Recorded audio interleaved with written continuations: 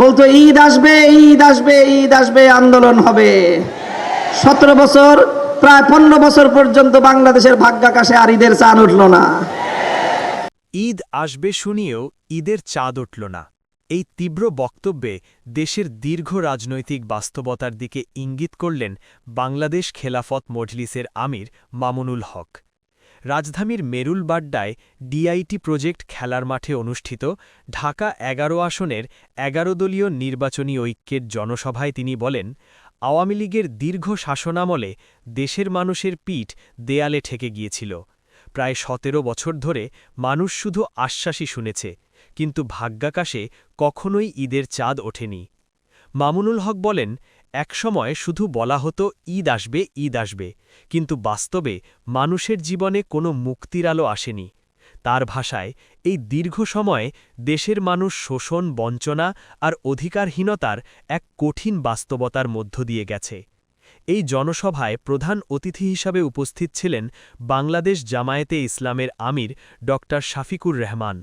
সভাপতিত্ব করেন জাতীয় নাগরিক পার্টির আবাহক ও ঢাকা ১১ আসনের প্রার্থী নাহিদ ইসলাম। বক্তব্যে মামুনুল হক বলেন, যখন মানুষের পিঠ দেয়ালে ঠেকে যায়, তখন সমাজের সব স্তরের মানুষ রাজপথে নেমে আসে। স্কুলের কোমলমতি শিক্ষার্থী থেকে শুরু করে কলেজের তরুণ প্রজন্ম, আলিয়া ও কওমি মাদ্রাসার ছাত্ররা বিভেদের দেয়াল ভেঙে এক কাতারে দাঁড়ায়। পাবলিক ও প্রাইভেট বিশ্ববিদ্যালয়ের শিক্ষার্থীরাও রাজপথে নেমে আসে। তিনি বলেন, ৪ কোটি ছাত্র জনতা হাতে হাত রেখে গড়ে তোলে এক ইস্পাত কঠিন ঐক্য। এই ঐক্যের নেতৃত্বেই সংঘটিত হয় জুলাই বিপ্লব, যার মধ্য দিয়ে স্বৈরাচারের পতন ঘটে এবং নতুন স্বাধীনতার সূর্য উদিত হয়। মামুনুল হক আরও বলেন, ২৪ পরবর্তী বাংলাদেশের মানুষের যে আকাঙ্ক্ষা ও অভিপ্রায়, যারা সেটিকে সম্মান জানাতে ব্যর্থ হবে, বাংলাদেশের মানুষ তাদের কখনো গ্রহণ করবে না। তার মতে, জনগণ এবার অতীতের ব্যর্থ রাজনীতিকে বিদায় জানানোর সিদ্ধান্ত নিয়েছে। তিনি বলেন, দেশের মানুষ ২টি ভূতকে রাজনীতি থেকে চিরতরে বিদায় করতে ঐক্যবদ্ধ হয়েছে। প্রথমটি হল রাজনীতি থেকে গুন্ডামি ও সন্ত্রাস নির্মূল করা, দ্বিতীয়টি হল লুটপাট ও দুর্নীতিকে চিরতরে বন্ধ করা।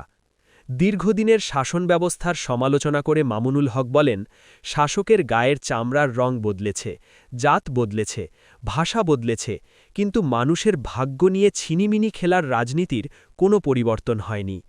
তিনি আরও বলেন, স্বাধীনতার আগে বিদেশি শাসকেরা এদেশ থেকে সম্পদ লুট করে নিজেদের দেশে নিয়ে যেত, আর স্বাধীনতার পর দেশীয় শাসকেরা জনগণের সম্পদ লুট করে বিদেশে পাচার করেছে। যারা দেশের সম্পদ লুট করে বিদেশে বেগমপাড়া গড়ে তুলেছে, তারা জনগণের সঙ্গে সবচেয়ে বড় বিশ্বাসঘাতকতা করেছে। এই বক্তব্যের মাধ্যমে মামুনুল হক স্পষ্ট বার্তা দিয়েছেন, বাংলাদেশের মানুষ আর প্রতিশ্রুতির রাজনীতি চায় না। তারা চায় জবাবদিহিমূলক শাসন, ন্যায় বিচার এবং সত্যিকারের মুক্তির পথ।